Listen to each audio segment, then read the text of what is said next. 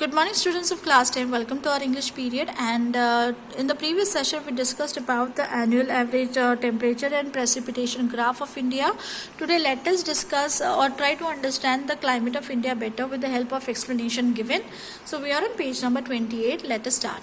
India's climate is monsoon type because we receive the southwest monsoon winds which bring rainfall. Therefore, India's climate is monsoon type.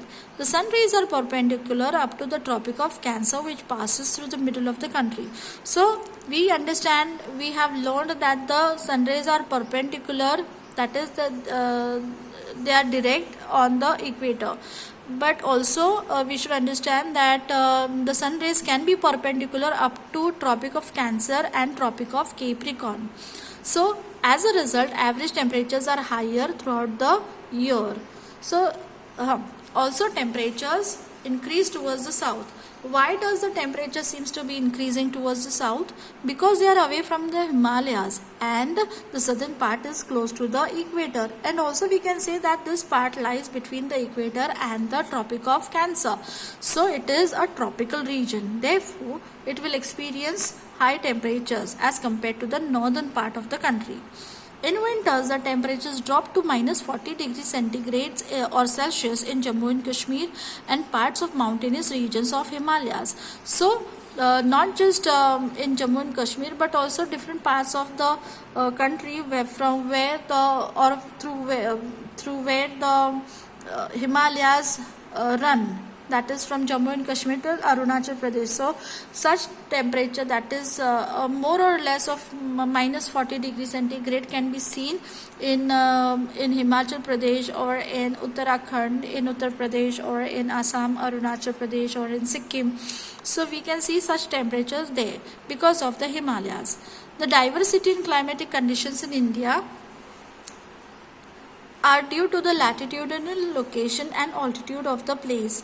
The Indian Ocean and the Himalayan ranges exert a great influence on the climate of the India and the origin of monsoons. So, the northern part of the country actually experiences less temperature because of its proximity to the Himalayas, and the southern part of the country experiences high temperature because it's away from the Himalayas and very close to the and it is the tropical region.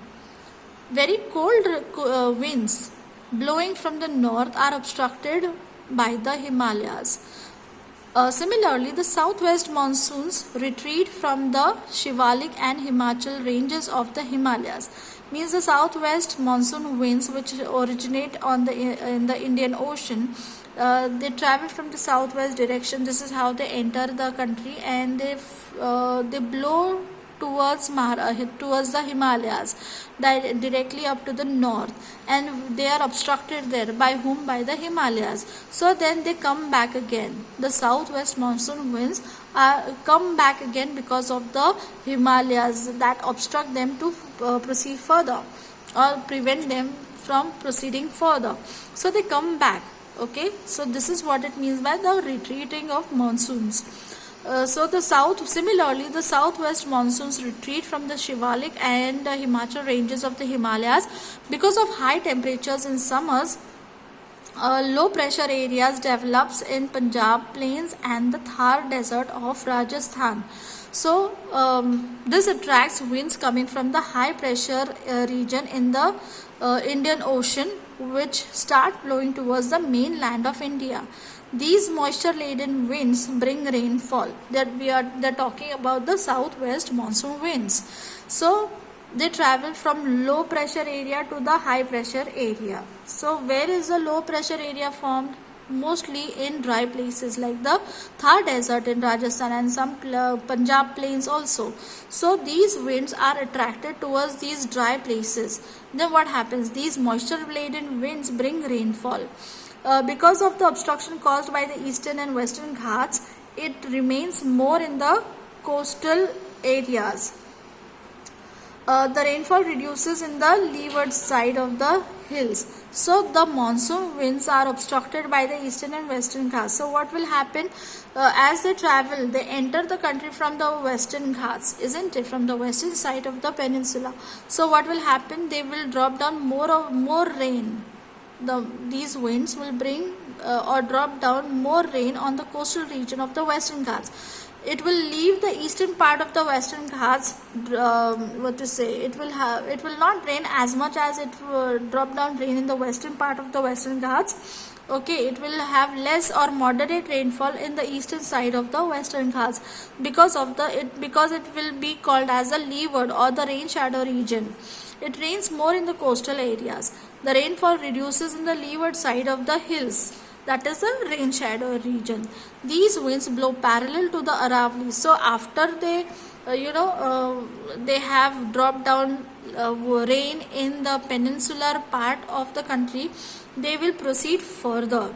Where will they go? Towards the north. What is there in the north, that especially in the from Gujarat to Punjab? It is the Aravalli range, isn't it? So these winds blow parallel to the Aravallis. Why do they blow parallel to the Aravallis? Because the Aravallis is located in what direction? It is in the north-south direction, isn't it? It is vertically located, and the winds also run vertical. So that therefore, will the winds get obstructed there? They will not be obstructed by the Aravallis because of its location, which is in the north-south direction. So the winds will blow parallel to the Aravallis. As a result, rainfall is low in parts of Gujarat and Rajasthan. Therefore, it will not have any rainfall there. Later, these winds move towards the Himalayas. Finally, these winds, the southwest monsoon winds, have reached the Himalayas. Then what will happen? Their moisture carrying capacity increases there because they are almost empty. They do not have any moisture in them, any water vapor in them. They do not have. So now what will happen? Their moisture carrying capacity will increase. Orographic type of rainfall occurs because of the natural obstruction of the Himalayas. So these winds will again get obstructed by whom? By the Himalayas in the north, and therefore orographic rainfall will happen. These winds return from the Himalayan ranges and the retreating journey starts. So the southwest monsoon winds have begun with their retreating journey. They will return back, and therefore they will be called as the retreating monsoons. While blowing from northeast towards the Indian Oceans, these winds bring rainfall again to some parts of the peninsula, which we are experiencing these days. This is the retreating monsoon season in India. In general, the climate of India is hot throughout the year. As the Tropic of Cancer passes through the middle of India, India is considered to be in the tropical region. We discussed this earlier. India faces natural disasters like erratic rainfall. Erratic rainfall means unpredictable, uneven, isn't it? So erratic rainfall, droughts, cyclones, floods, etc. frequently. There are 4 seasons as per the Indian Meteorological Department, and they are the hot weather season, the season of rainfall, that is monsoon, the season of retreating monsoon, which is going on nowadays, and the cold weather season, which will start from November onwards. So this was about the explanation. I hope you have understood the climate of India. See you in the next session. Till then, goodbye. Thank you.